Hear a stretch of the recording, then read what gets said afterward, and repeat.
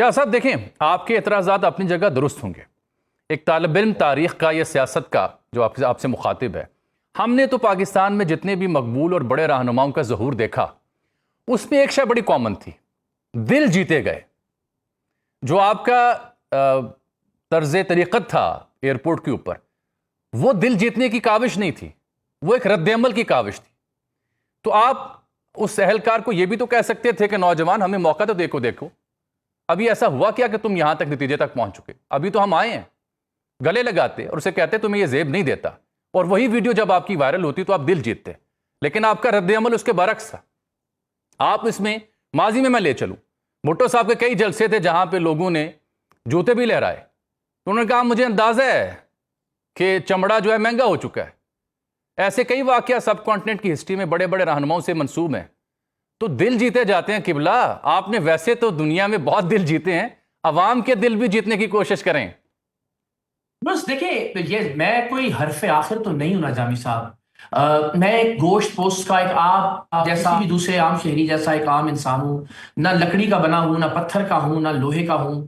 اس وقت میں ظاہر ہے مجھے ایک عام آدمی کے طور پر، انسان کے طور پر جو سمجھ میں آیا میں نے کیا. آف کورس اس میں ہم امپروومنٹ کریں گے، لیکن بدقسمتی سے جس آپ تاریخ کا حوالہ دے رہے ہیں اس میں ایسا نہیں ہے. عمران خان صاحب دوسروں کو ڈیزر کہہ کے، چپڑاسی کہہ کے، سب سے بڑا ڈاکو کہہ کے، آف کورس یہ کوئی قابل تقلید مثال نہیں ہے، لیکن یہ حوالہ اس اعتبار سے درست نہیں ہے. دوسرا یہ کہ جو کلچر اب پروان چڑھ چکا ہے پاکستان کے اندر، بدقسمتی سے یہ کلچر بھی 78 سال میں کبھی نہیں رہا.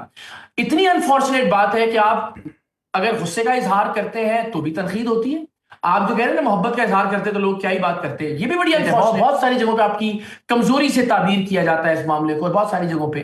اور آپ کیا اس پود کو جامی صاحب نہیں جانتے کہ اگر آپ اس کو پیار سے سمجھائیں تو آپ کے خیال میں وہ سمجھ جائے گی جو موبائل لے کے سڑکوں گلیوں پہ مختلف سیاسی رہنماؤں اور مختلف لوگوں کو انکاؤنٹر کرتے پھر رہے ہیں؟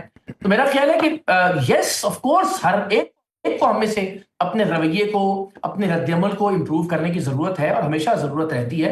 لیکن اس اسپیسیفک معاملے کے اندر مجھے لگتا ہے کہ بہتر کیا جا سکتا تھا. وہی بات کہ میں حرف آخر نہیں ہوں، لیکن بہرحال جو چلیں، میں آپ کا شکریہ ادا کرتا ہوں کہ آپ اس بات پہ اتفاق کر رہے ہیں.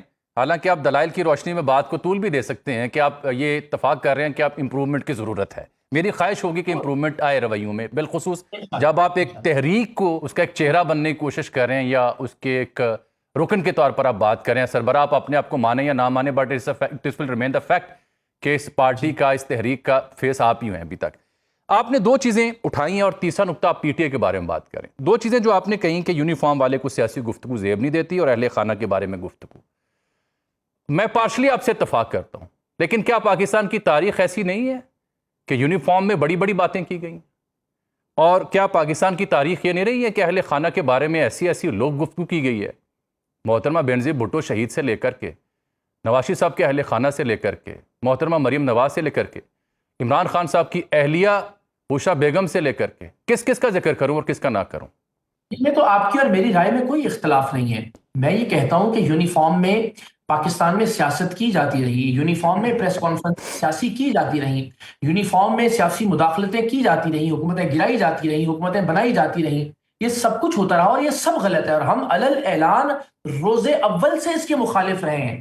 یعنی میں ہمیشہ یہ حوالہ دیتا ہوں کہ 20-21 برس ہو گئے اے آر وائی کا حصہ رہتے ہوئے بھی، جہاں یہ تاثر تھا کہ شاید ایک پرو اسٹیبلشمنٹ ایک وقت میں نیریٹو، اور آج بھی میرا 20-21 سال کا ٹویٹر کا اکاؤنٹ دیکھ لیجئے، میری ویڈیوز، میرے پروگرامز، زندگی میں کبھی کسی جرنیل کے حق میں نہ کبھی کوئی بات کہی نہ کوئی لکھی، اس لیے کہ ان کا کام ہے، جو وہ کام وہ کر رہے ہیں بطور مجموعی افواج پاکستان جو حفاظت کا فریضہ سر انجام دیتی ہے، اس پر ہم ان کو سلوٹ پیش کرتے ہیں.